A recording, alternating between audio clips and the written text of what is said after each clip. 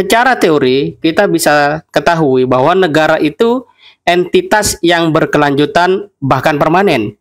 Sedangkan pemerintah itu entitas yang bersifat temporer atau sementara.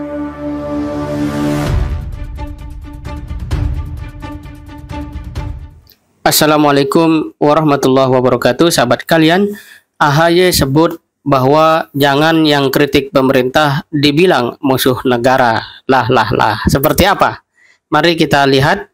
Dan tampaknya memang keluhan apapun yang disampaikan oleh AHY merupakan satu fakta.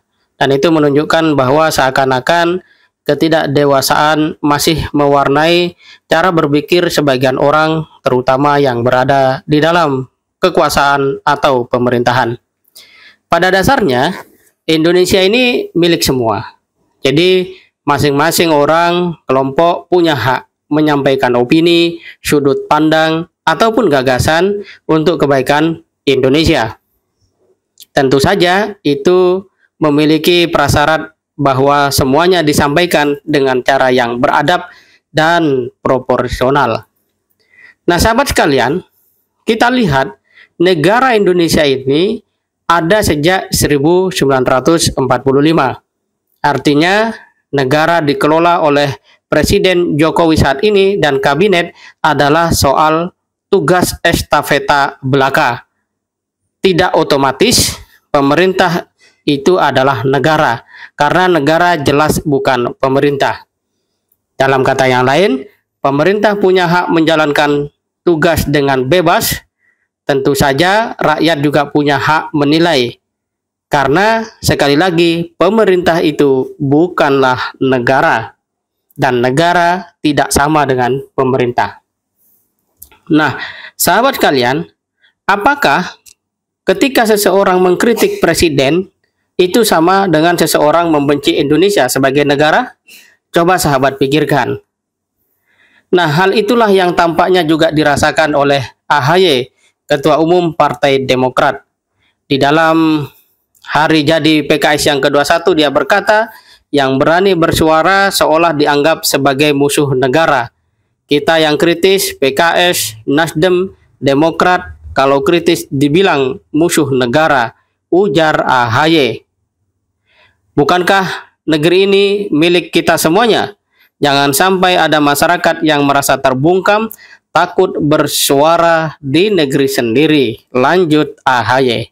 Sahabat sekalian, secara teori kita bisa ketahui bahwa negara itu entitas yang berkelanjutan bahkan permanen. Sedangkan pemerintah itu entitas yang bersifat temporer atau sementara. Pemerintah akan terus berganti dari waktu ke waktu. Itulah kenapa di dalam sebuah negara yang menganut sistem demokrasi ada pemilu dalam setiap periode 5 tahun sekali. Jadi kalau kemudian ada orang menganggap karena dirinya ada di dalam pemerintahan bahwa dirinya adalah representasi negara, mungkin benar kalau dia dapat menjalankan fungsi dari eksistensi sebuah negara. Tapi kalau kemudian semakin jauh dari idealisme negara, maka sebenarnya disitulah fungsi untuk saling memberikan koreksi agar terjadi keseimbangan dan pembangunan berkelanjutan. Jadi negara tidak sama dengan pemerintah. Di sisi lain kita juga bisa mengetahui bahwa negara juga entitas yang netral, tidak memihak. Nah, kalau pemerintah itu merepresentasikan kelompok yang berada dalam kekuasaan pada waktu tertentu. Dengan demikian maka mengkritik pemerintah sejauh caranya beradab, maka itu bisa menjadi bentuk tanda sayang pada negara, bukan memusuhi negara. Bahwa kemudian pendapatnya berbeda dengan kehendak pemerintah, maka disitulah yang namanya perdebatan menjadi hidup. Dan perdebatan yang dikelola secara visioner, secara bijaksana akan melahirkan satu iklim yang kondusif bagi lahirnya gagasan-gagasan dan terobosan-terobosan.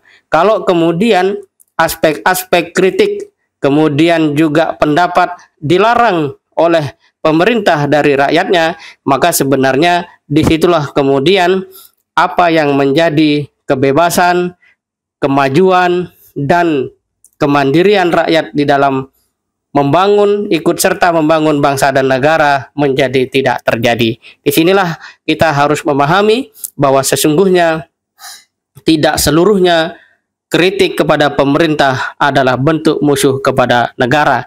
Justru sebaliknya, boleh jadi kritik yang disampaikan kepada pemerintah agar pemerintah sadar bahwa dirinya adalah menjalankan fungsi keberlanjutan dari negara agar betul-betul mewujudkan idealitas kita bersatu dalam negara Republik Indonesia dalam rangka mewujudkan masyarakat yang adil, makmur, sejahtera. Demikian, semoga bermanfaat. Assalamualaikum warahmatullahi wabarakatuh.